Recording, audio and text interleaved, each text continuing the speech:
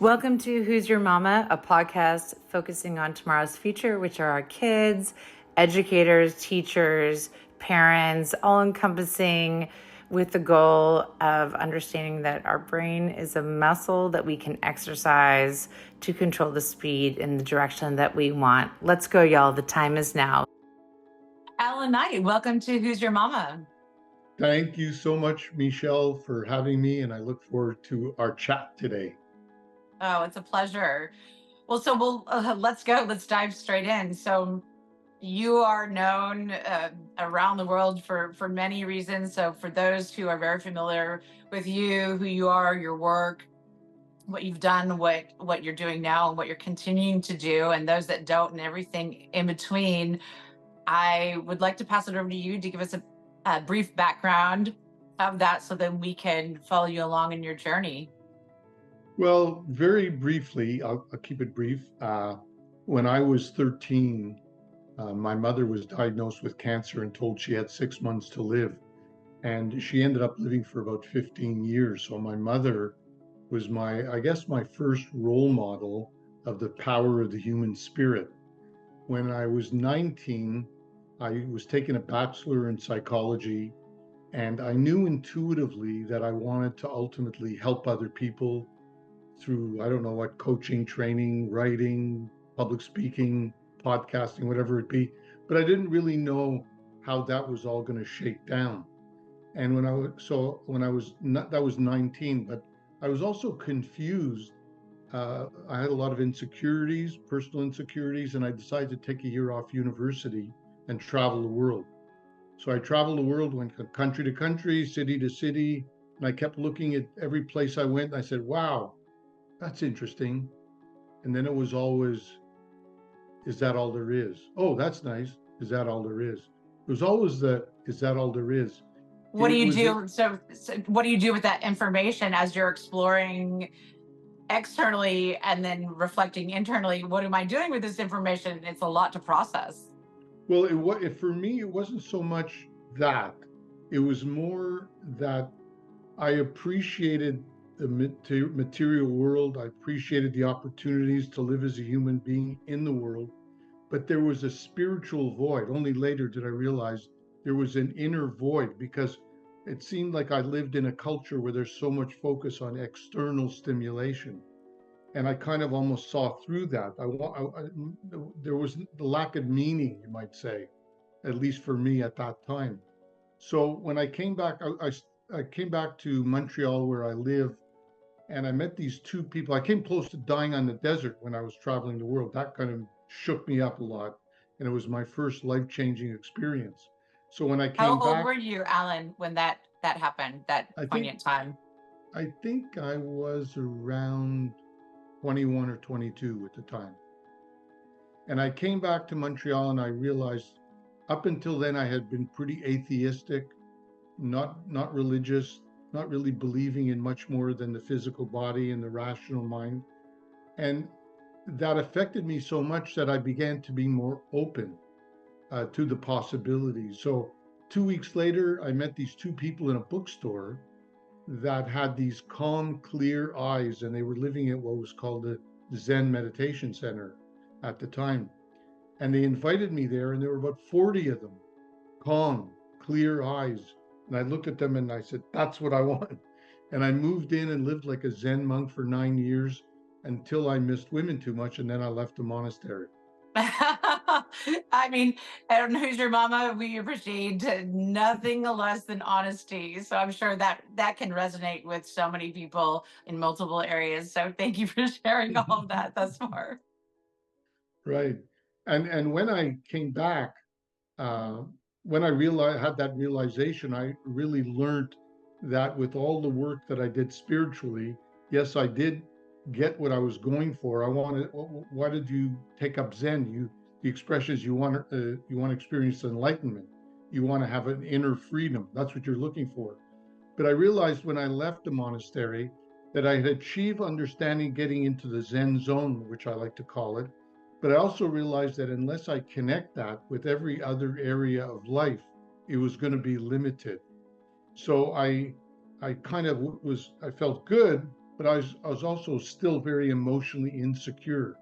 I went back to get a master's degree in counseling psychology, and my thesis was the quality of relationships with others is founded on the quality of the relationship we have with ourselves.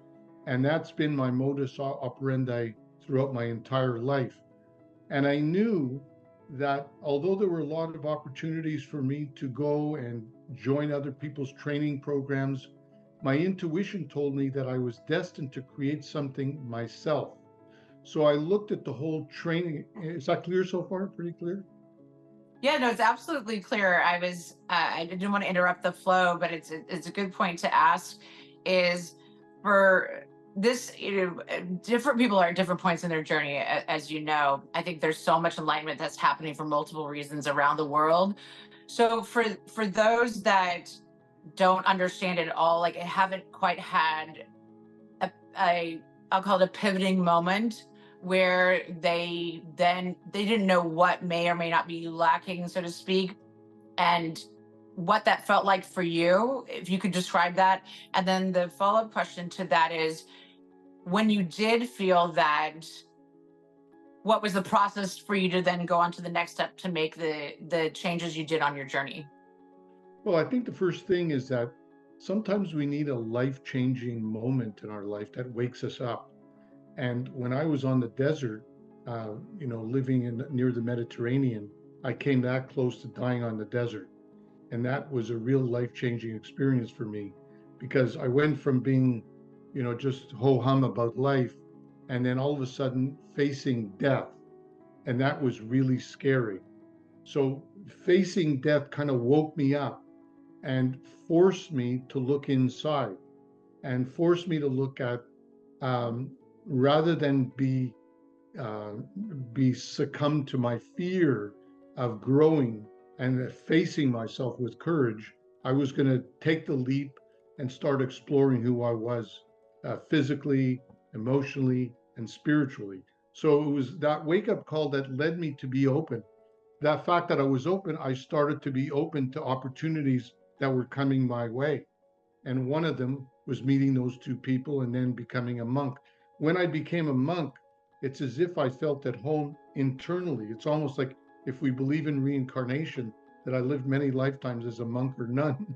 And then I came back within this crazy culture of ours and found my home internally. So that's what the intensity of that was very, very good. But I don't live in If I Canada. may just stop you there on that, and myself included, because I can relate to so much you're saying, and then also I've never been a monk, obviously, but in terms of being at a place where you feel like you've been pushing yourself, there's enlightenment internally, externally. Was there a period of time in those 9 years when you were a monk where there were things occurring in your transformational states and state and states, uh, where you felt that a progression of getting closer to going outside of the environment you were at? Or what did that look like to get to the point of going outside after the 9 years, the buildup? Yeah, it was a bit of a buildup because I realized that as much as I was appreciating the moments of freedom and kind of getting clarity, and sometimes I would meditate and come out of the meditation and I was big as the universe and it felt wonderful. The downside of living in that monastic environment is that we weren't dealing with the emotional psychological stuff. So although I was experiencing the depths of what I call the Zen zone, I would have other moments when I'd feel like a mess. I would feel like a loser. I would feel like You insecure. I feel like I was missing out on fun. There were a not being lot able of to put things. practice into play to enjoy all the fruits of your labor of what was happening and then flourish in that space. So the balance of that is what you're missing, if I'm understanding you correctly. Exactly. And that's why I took it as a learning lesson because when I went back into society, I realized that, okay, well, I did spend a lot of years, a lot of people laugh at me and say, how come you spend 9 years as a monk? But I did because I did, and that was part of my journey, right? But when I left there, I realized, okay, what am I going to do with this? well, I now want to explore the other parts of me. I want to be able to embrace the material world again. I want to embrace relationships. I want to embrace financial issues and whatever. So as I started to cultivate that new, more expansive lifestyle within and without, I realized that's when I sort of looked at what do I want to do with this? I knew I wanted to teach, and it became very clear to me as I went to a lot of training programs and life coaching and read a lot of books. I realized what was missing, at least in my perspective, in the training world, and I wanted to tap into what was missing. That was really part of my journey after leaving the monastery. So, with all that being said, which I'm processing all of this as you're talking, because I know we've spoken before, but hearing in more detail, I'm envisioning like watching you from afar and seeing all of this and thinking about myself and my own journey. So, all that being said, what did that look like in terms of, I know you mentioned on a broad scale of where you saw yourself going next, and a way for you to think outside of just yourself and sense of community and acts of service.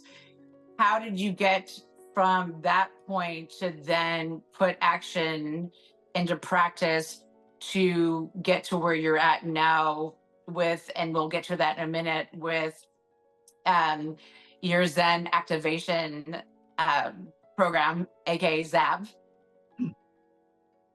Yeah, the process there was when I left living as a monk and went back into the world.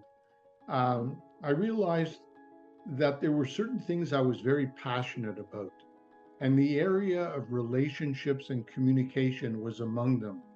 I always, since the age of 18 or 19, I was always fascinated with the concept of soulmates, because I would look around me and say, we live in such a sophisticated technological world, but how many relationships and really inspire me? How many people have come together, true soulmates at a high level, and walk into a room and inspire you? I didn't know too many people like that. So I wanted to ultimately make an impact in the training world that would impact both soulmates and personal relationships and also entrepreneurial communication, because I knew a lot of people were getting into their own businesses and the world was going more toward entrepreneurship.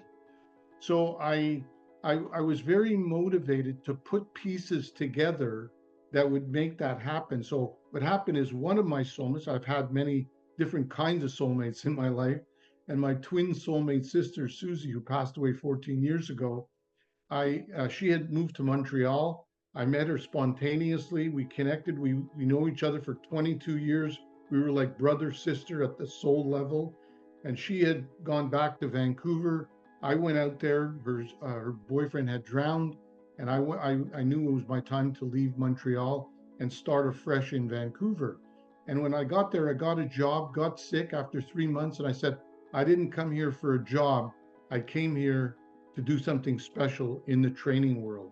And that's when Wow, I that just started gave me to, full. I'm sorry to interrupt. That just gave me chills to be present the way that you were and see that, because I think so many of us can get caught up in our environments and in our own internal environment and not see what that's actually about in terms of lessons and growth that we're achieving. It's just not the way that we imagine it to be. it's right. But one thing about me, and I'm a big believer in it, is the power of intuition. Because I believe we live in a world, as a matter of fact, one of my books is called Mind Gone Wild.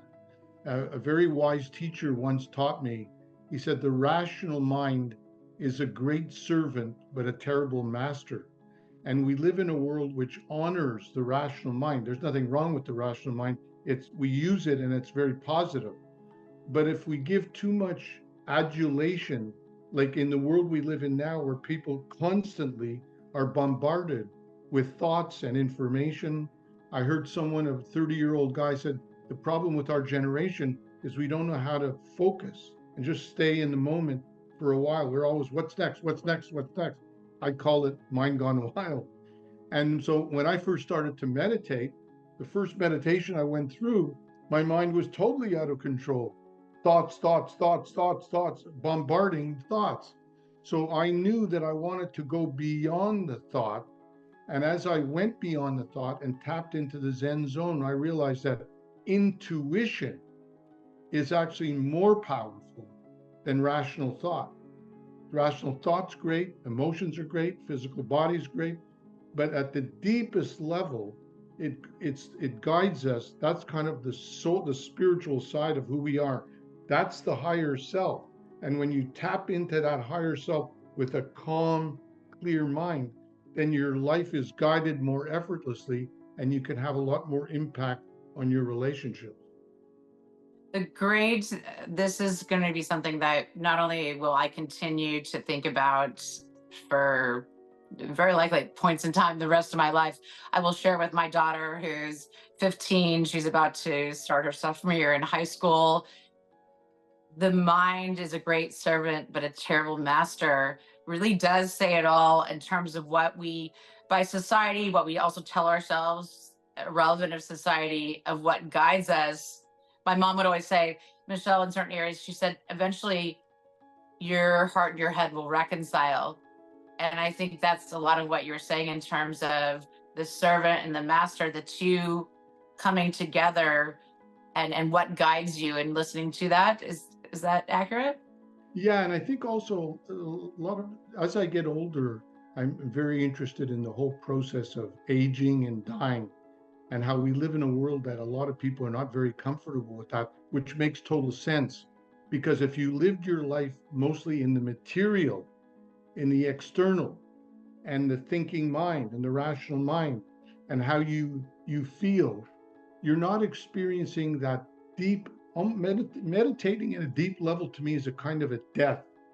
You're dying to the negative ego, not necessarily positive ego, but you're dying to your over attachment to the physical things and what's in the material world. Like, I'm not afraid of dying. I don't want to suffer, but I'm not afraid of dying, because in a way, through the meditation and going deep into myself, I've already died. So if you and I stop talking for the next 10 minutes, I could just sit here in the Zen zone and I'm fine. But I am a human. I'm still living in the world. So then I use this to propel me into good actions, good communication. But if I'm sitting here with a hyperactive mind and negative thinking, negative feeling, that's why so many people are in dysfunctional relationships, because they haven't solved a dysfunctional relationship with themselves first.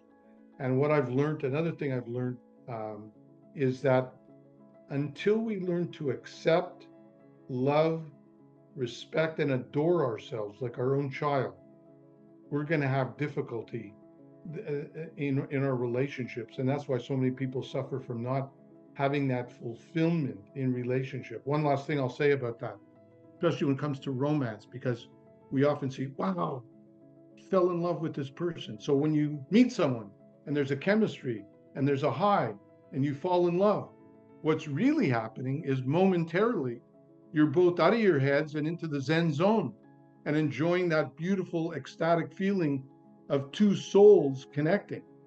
But it doesn't take long. In my case, in many, many years, it didn't take long for insecurity, fear. Oh, she might not like me if she finds out this. Oh, I saw her talking to this guy. I'm now jealous, or whatever starts to come in the way of having great relations. It's one thing to feel good for a while. It's another thing to maintain a deep connection on an ongoing basis. And that's why very few people experience, I like to call it a deep soulmate relationship. And even soulmates that meet, some of them, if they haven't done a lot of work on themselves, will run from each other, or one will run, one will chase, they call it the runner and the chaser. Right. We all have roles, and what roles are we consciously or unconsciously participating in? And yeah, that makes a lot of sense. I hope that was Um, clear. I know I went on there, but I hope that's clear. yeah, no. Please go on. There's so much to learn. So that's part of the journey we're going on with you, and thinking about our own, the listeners, myself, thinking about the journey and how we can apply things. And um, one of the things I wanted to get clarity on. So you talk about um, dying. I want to make sure that I'm understanding the people that are listening. I think, from my perspective, some things are semantics and some things that aren't. Could you clarify on, expand a little bit more on dying versus, and maybe they are synonymous, surrendering? I was just going to say, you got it. I was about to say I didn't choose the right word. You're exactly right. Because I thought about it as you brought it up. And I thought, no, no, no, no, it's not dying. Surrendering. Surrendering. When you're sitting in meditation and the mind is going and going and going and going, you're attaching to the thoughts and you believe in the thoughts and you're thinking about the past and you're thinking about the present. And then as you get calm the mind, as the mind calms down more and more and more, the hyperactive thinking, the negative thinking, the negative, destructive, emotional feelings that we have that don't serve us, they all subside. And in that sense, you're surrendering that to the higher self, which is calm, clear freedom. The reason that that wasn't enough, and when I left the monastery, I realized you've got to connect the Zen zone, because you can surrender all you want in meditation. But if you don't deal with the emotional, psychological issues, like in number 2 of my 9-step program, if you don't deal with building up your self-confidence on the inside, working on transforming negative thinking into positive thinking, transforming emotions, channeling negative emotions into enthusiasm and passion. Unless you tap into the Zen zone and work on the inner person, that's number 4. And then 5 is taking action. I won't go through all the 9 steps. But when you learn how to connect all of them, I call it an inner multiple uh, vitamin approach to self-development. And that's another reason that I put together this 9-step program, because I realized that for a while I was going here, going there, reading this book, going to this seminar, getting pumped up, come back, I go back to the same place. So I wanted to connect a system where you can have all the parts there and you work on all of them simultaneously. And when you go through it in 60, 90, 120 days, not only do you come to a high level of self-mastery and confidence and begin to communicate more effectively, but then you have a self-coaching system for life. So you're not so over-dependent for another book and another training. You might still go through them, but you already have a system for you to be on track and then stay on track, which is the key. Sure, it's training and body. It sounds like your preventative versus reactionary type of approach, your own internal and external personalized plan, blueprint for yourself and what you're doing. And so I want us, we won't have all time on this. So I very much would love to have you back on so we can fully go through the 9 steps of ZAP, your Zen activation program. Before we begin on that part of things, I want to just continue one last step regarding surrendering.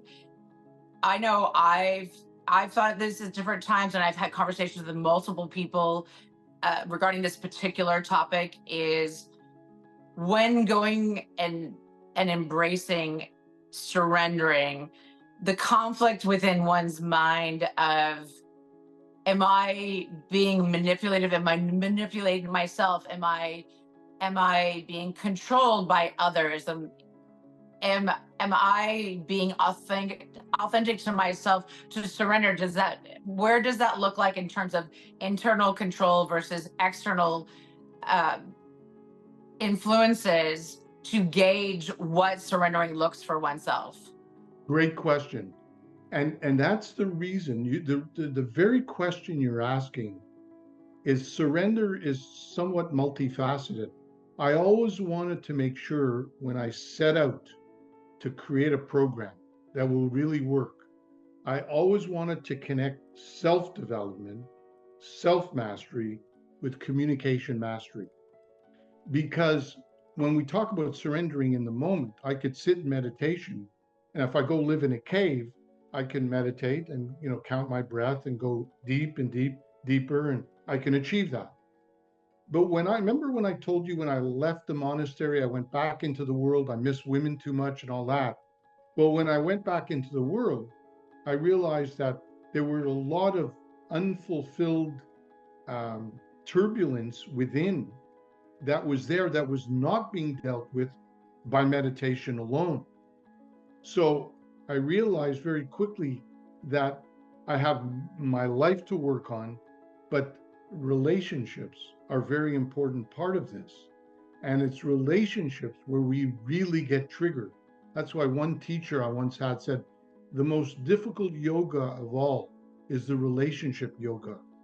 Because where we get triggered, I think you'll probably appreciate that anyone you pretty well talk to, their issues when they go to a psychologist or psychiatrist is stuff that happened to them way back. So in my case, my brother, 4.5 years older, he Mr. Everything, best looking, number one in medical school, popular. I lived in his shadow. I had some good things going for me. So I grew up as a teenager. Every girl I would go out that I was attracted to, we would get together. It would go well for 5 or 10 minutes, and then eventually they would just back off from me. I realized later that it was because I was projecting so much insecurity and neediness that they picked up on it. So I kept sabotaging any potential relationship. So I got triggered. That's where I saw the triggers come through that rooted back to mommy and daddy and other issues from the past. So, in terms of surrender, it's one thing to surrender in meditation when you're alone, but it's another thing to also surrender and work on your communication skills so that if, let's say, you're a salesperson and you're scared to communicate and sell something or try to close the deal. Oh, I want them to like me. I'm afraid to close the deal. Well, that stuff is like um, inner kind of infections that are still in our inner emotional body that then affect us. When I was a teenager, I'd see a girl halfway across the room at a party or a dance. Took me an hour or two to muster up the courage. I'd walk up to her and say, "You wouldn't want to dance with me, would you?" Or "You wouldn't want to dance with me, would you?" Already setting the stage for not the outcome that you were seeking for. Like you said, self sabotage without even consciously realizing it. So, on that note, because I think we can all relate to it, I know what was in my head, but I know that what I conveyed doesn't, and then it has the propensity to put us backwards in our mind and then self shame, doubt, bring us back to those insecurities that then trigger past traumas. And a lot of times it's hard to then get back up on your feet to the degree you want without seeing all the progress you've made. So, with that all being said, what you shared with you personally, um, how did you overcome those things when you were back out in the environment after leaving being a monk? When those putting practice into play, when those things came up to then test where the areas were that you needed to continue to grow from, how did you handle those? Well, it's not about whether I handled it or not. I've learned how I'm handling it throughout my entire life. I still work on things. I'm still working. It's never ending. The growth is never Sure. ending. But what tools in those moments did you put into practice when people say, okay, well, I can feel that, but I don't know what to do when I'm in those moments? How did you go? How did you handle it in that moment to, I call it, to unwind the tomato vines in our head, the mental gymnastics? What were some practices you did in those moments that people listening could say, okay, that resonates where I can go in my mind? Okay, good question. And to answer the question well, let's talk. Use the example of, let's say, the relationship thing where I was fearful and insecure. So I realized when I start, because I wanted to make sure if I'm doing a training program, I'm walking the talk. I'm not walking the talk. I'm just a teacher, not a master. I want to master what I'm teaching. So when I would meet someone and got triggered like that, I'd go back. When I understood what was going on, I realized there's two things I need to do. Obviously, I have this pattern of putting myself down. And as I explored that, I realized it connects to some of my negative thoughts, like I'm not good enough.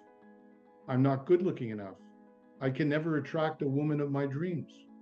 I started to actually identify negative thoughts that I had that were patterns, and those thoughts were rooted inside.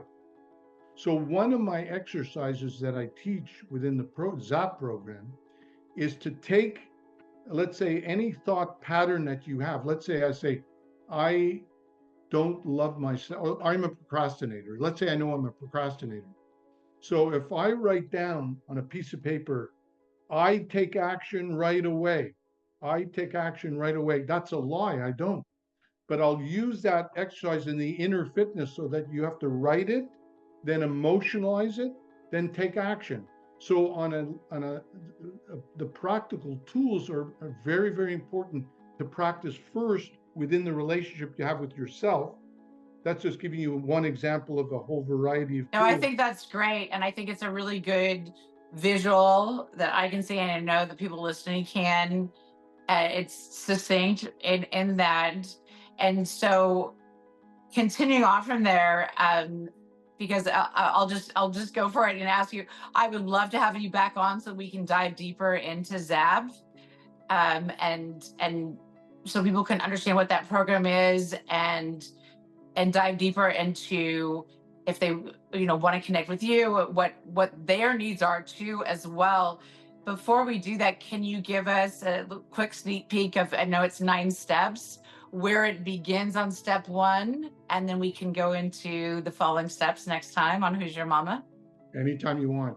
Just before I give you the sneak preview of the steps, when I talked about working on yourself and transforming a negative thought pattern into a positive and channeling your emotions, as you do that, then we test it out in our relationships. So when we communicate, let's say I'm asking someone out on a date and I'm afraid, but I'll just embrace the fear and do it anyway and communicate with them. And the more we work on ourselves, the more it has a ripple effect when we actually communicate.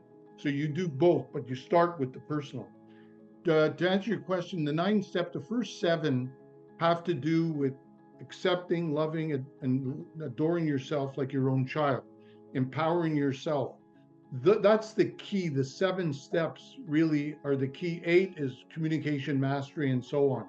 But in the 7 steps, the first step is evaluating yourself, where you see your strengths, your weaknesses. You kind of get an x-ray of who you are. And we have an exercise every month for all our clients to go through it again and again and again to see their scores increase. That's easy peasy. Number 2 is letting go of the negative past, because most people are way too hard on themselves, too self-critical. So we've got to release some of that so that we have a more fertile foundation to build the superstructure of you. Then when you do that, you let go of the negativity. Is that enough? No, we got to replace the negativity with number 3, 4, and 5. 3 is about powerful vision, direction, focus, purpose. So we work on your vision muscles. Then to implement that, you need inner fitness. You need to have a mind, the spiritually sound, emotional development, so that your inner fitness is projecting enthusiasm and confidence. Then number 5 is action. You still need to take action, build out a lifestyle. 4 and 5, inner power, outer power. 6 is busting through the barriers, my favorite one. When we get challenged, and we will get challenged, small, medium, or large, then we teach people self-mastery techniques to embrace that, then to pick yourself up by the bootstraps and get back in the zone, get back in the superhighway of life. When my clients start doing that, that's where self-mastery really kicks in and your life becomes very magical and effortless. And number 7 is the true power to manifest. Now we could teach people sort of subtle, more in-depth motivational techniques which take you to a real high level of being in synchronicity, living a magical life. And with that empowerment of 1 to 7, now we could master our selling skills, our parenting skills, our relationship skills, attracting soulmates, whatever it be. That's when we teach the verbal communication techniques. Well, this has been a magical experience, and I would struggle to believe that there's any person around the world, regardless of where they are and background, that would raise their hand and say, I don't want to have a magical life. I think so many of us, especially post pandemic, but before, is just in the world we live in, have all gone through our own shares of traumas and stressors. But ultimately, we all want to feel empowered to be our own masters, to control the journey we call life. So thank you so much for being on here. I look forward to diving deeper into ZAP. And thank you again. This has been a beautiful, magical experience. So thank you to everyone that's listening. Let's go, y'all. The time is now. Thank you for tuning in to Who's Your Mama? And I look forward to collaborating from a community standpoint for the next episodes.